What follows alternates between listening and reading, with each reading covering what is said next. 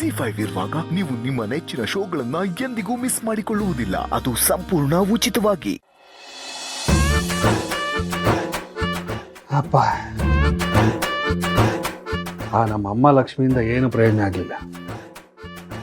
ಈ ಲಕ್ಷ್ಮಿ ಆದರೂ ಅದನ್ನು ದೊಡ್ಡ ಮಟ್ಟಕ್ಕೆ ಬೆಳೆಸಮ್ಮ. ಅಮ್ಮ, ಚೆನ್ನಾಗಿ ಮನೆ ಕಟ್ಟಿಸಿ ಒಳ್ಳೆ ರೀತಿಯಲ್ಲಿ ಬದುಕಬೇಕು. ಹಂಗೆ ಆಶೀರ್ವಾದ ಮಾಡಮ್ಮ. ದುಡ್ಡಮ್ಮ ದುಡ್ಡಮ್ಮ ದುಡ್ಡಮ್ಮ ದುಡ್ಡಮ್ಮ. ಏನ ಬರ್ಬೇಕಾರೆ ಸೌಂಡ್ ಮಾಡ್ಕೊಂಡು ಬರುತ್ತಾರೆ. ಒಳ್ಳೆ ದೇವತರ ಹಂಗೆ ಬಂದು ನಿಂತಿದೆಯಲ್ಲ. ಅಯ್ಯ ಹೋಗ್ರಿ ರೀ, ನಿಮ್ಗೆ ಎಷ್ಟು ಸಲ ಹೇಳ್ಬೇಕು ನಾನು? ನಮ್ಮ ರೂಮ್ ಒಳಗೆ ಬರ್ತಾನೆ ನೀನು ಹಾರ್ನ್ ಮಾಡ್ಕೊಂಬರಕ್ಕಾಗತ್ತಾ? ಹ್ಞೂ,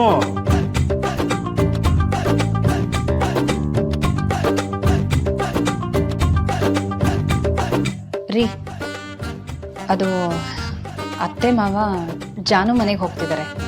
ಹೋಗ್ಲಿ ಬಿಡ, ಅದಕ್ಕೆ ನಾನೇನು ಮಾಡಲಿ? ಓಲ್ಗದವ್ರನ್ನ ಕರೆಸ್ಲಾ?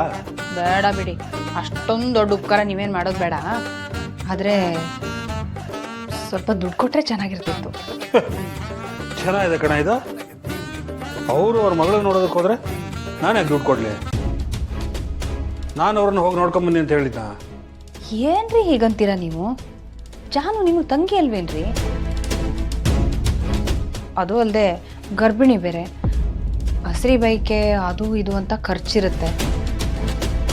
ಮಾವ ಪಾಪ ತಮ್ಮ ಕೈಲಿ ಆಗಿದ್ದನ್ನೆಲ್ಲ ಮಾಡ್ತಾ ಇದ್ದಾರೆ.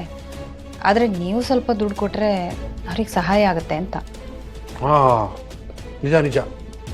ಆಮೇಲೆ ಪಾಪ ರೀ ಮಾವ, ಅವ್ರು ದುಡ್ದಿದ್ದೆಲ್ಲ ಮನೆಗೆ ಗ್ಯಾಸು, ತರಕಾರಿ, ರೇಷನ್ನು ಅಂತ ಬರೀ ಇದಕ್ಕೆ ಖರ್ಚಾಗಿ ಹೋಗ್ತಾ ಇದೆ. ನೀವು ಬೇರೆ 5 ವರ್ಷದ ಹಿಂದೆ ಕೊಡ್ತಾ ಇರೋ ದುಡ್ಡನ್ನೇ ಈಗಲೂ ಕೊಡ್ತಾ ಇದ್ದೀರಾ.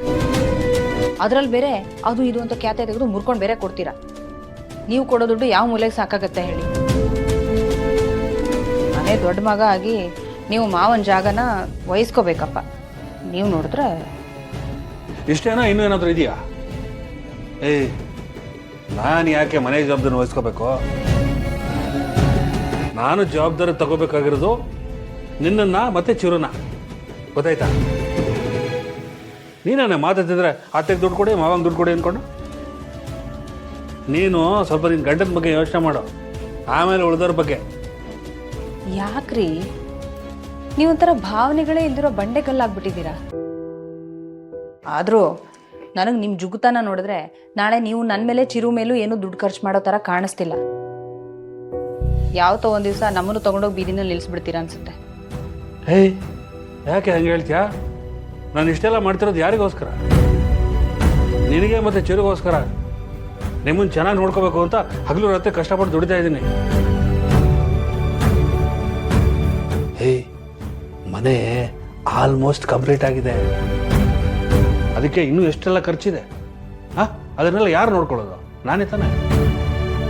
ಅದ್ರ ಬಗ್ಗೆ ಯೋಚನೆ ಮಾಡು. ಅದು ಬಿಟ್ಟು ಅತ್ತೆಗೆ ದುಡ್ಡು ಕೊಡಿ, ಮಾವಂಗೆ ದುಡ್ಡು ಕೊಡಿ ಅಂತ ಮತ್ತೆ ಮತ್ತೆ ಅದನ್ನೇ ಹೇಳ್ತೇನೆ. ಸುಂಕದವನ ಮುಂದೆ ಸುಖ ದುಃಖ ಹೇಳ್ಕೊಳಂಗಾಯ್ತು ನನ್ನ ಪರಿಸ್ಥಿತಿ. ಹೋಗಿ ಹೋಗಿ ನಿಮ್ಮ ಹತ್ರ ಹೇಳ್ಕೊತಿದ್ದೀನಲ್ಲ, ನನಗೆ ಬುದ್ಧಿ ಇಲ್ಲ.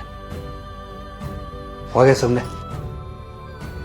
ಜಿ5 ಆಪ್ ಡೌನ್ಲೋಡ್ ಮಾಡಿ ಎಲ್ಲಾ ಸಂಚಿಕೆಗಳನ್ನು ಸಂಪೂರ್ಣ ಉಚಿತವಾಗಿ ನೋಡಿ.